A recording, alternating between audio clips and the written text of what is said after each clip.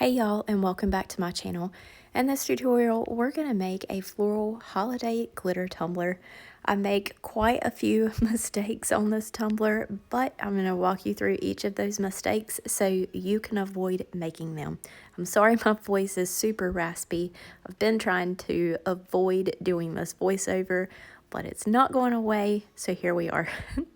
It's been a while since I showed you how I prep my tumblers, so I'm going to throw that in this one. We're going to start with a 24-ounce plump from the Still Magnolia, and I'm using Mattify, which is a matte and prep solution from Artistry Epoxy, along with one of their prep pads.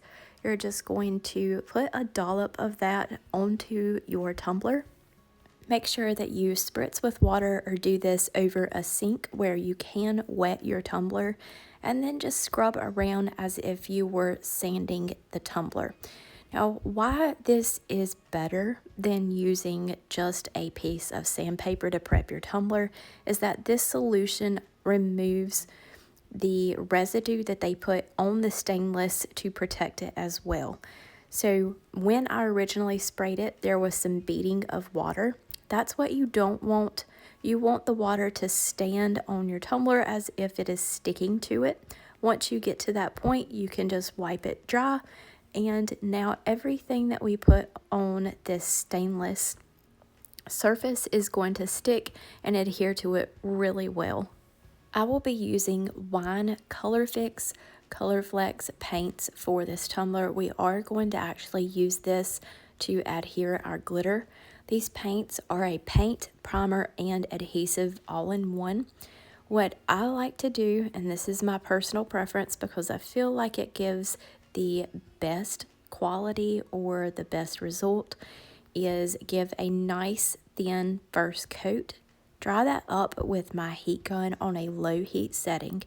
And then we're going to go in with a second very thin coat once it cools down from the heat gun. And we are going to apply our glitter on top of that.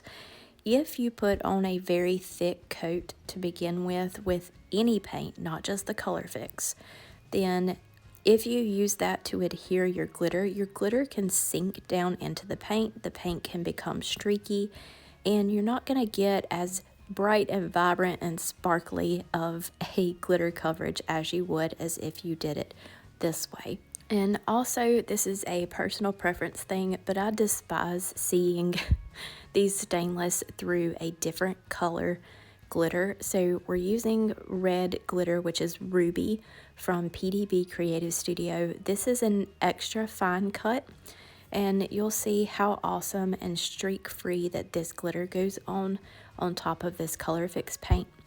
But I hate seeing stainless through any of my glitter, so giving it the base coat eliminates seeing any stainless whatsoever through your glitter coverage, regardless of what size you use. I gave that paint about an hour to dry, and then I sealed with a matte clear coat of spray paint just so my glitter would not move around, and then I went in with a very thin coat of epoxy. Normally, I wouldn't have to seal my glitter in, but since I'm really pushing and pulling around to get this epoxy coat pretty thin, as we're going to add a waterfall of glitter from the top, I wanted to make sure that glitter was really stuck down and it wasn't going anywhere before I went in with my epoxy. I did, of course, use more epoxy than what we would if we were using it for glitter application, but I did just enough to cover up that ruby red glitter, and I went over with my torch, and then we're going to go in with Tinsel from ColorFlex. I'm going to go in heavy around the top rim, and then I am going to just tilt my tumbler up so the glitter can fall towards the center.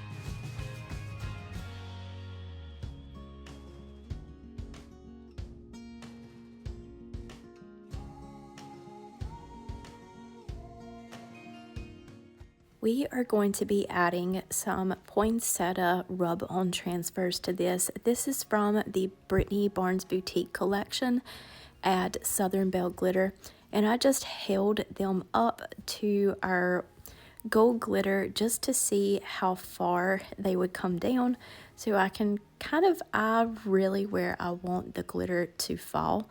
Once I had enough glitter on there, I tapped down any chunky pieces and then popped that onto my Artistry churner to allow it to sit for about 30 minutes before we could go in with a coat of epoxy. Now, I say 30 minutes, I'm using the Artistry 1:1 ratio fast set. It does set up enough to go in with a second coat or a flood coat after about 30 minutes, of course, depending on your environment. So since we did not seal this, I went in on the bottom portion of this tumbler first, and then I went around the top portion. I did give this a heavier coat around the top, and this is where I made one of my first mistakes. Whenever you use rub-on transfers, or if you're using a clear decal or anything like that, you want to make sure that you have a very smooth surface to apply them to. And I thought I could get away with just doing one coat of epoxy over top of that, but really I should have knocked down some of those little teeny tiny pieces sticking up and gave this another coat of epoxy before going in and adding the rub-on transfers. So when you see me having a little bit of difficulty getting these on the tumbler and just really focusing on rubbing some spots down, it's because I'm working around a couple of bumps.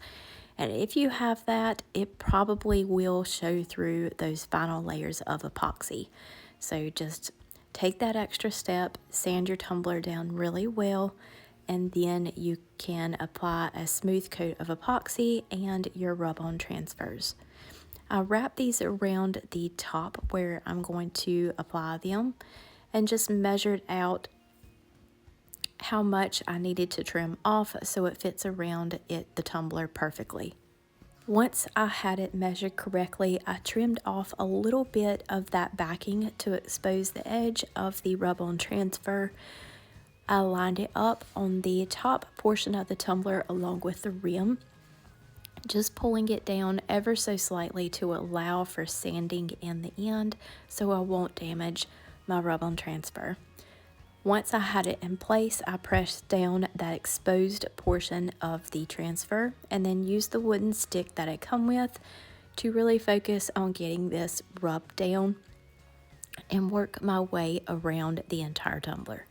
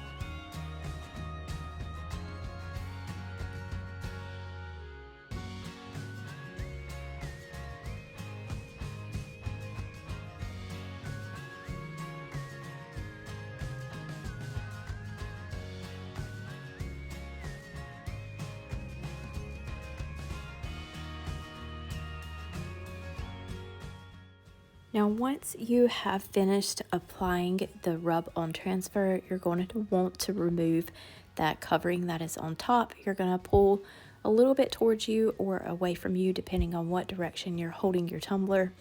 and just lift up and remove it very slowly. When working with rub-on transfers, you want to give them a very light coat of a matte clear spray paint.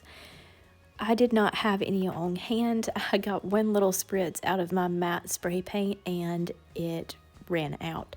So the only thing I had to seal was some of my old Krylon lacquer. And I've had so many troubles with it in the past. I knew that it was going to cause a problem, yet I still sprayed this anyway, and it caused my rub-on transfers to crack. So when sealing, make sure you do use a very light coat of a matte clear spray paint.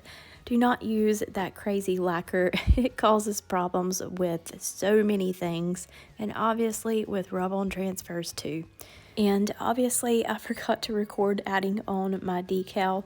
That is Betharina font. I just typed out Happy Holidays and used some of the new Tech Wrap Craft bubble free metallic vinyl with a 0.025 offset. If you have not seen the full Brittany Barnes Boutique holiday collection from Southern Belle Glitter, check out the video linked at the end of this tutorial, and we will be giving away one of those bundles very soon in our Facebook group. All the materials I have used in this tutorial will be listed down below, as well as some coupon codes for you. That is all for today. Thank you all so much, and we'll see you next time.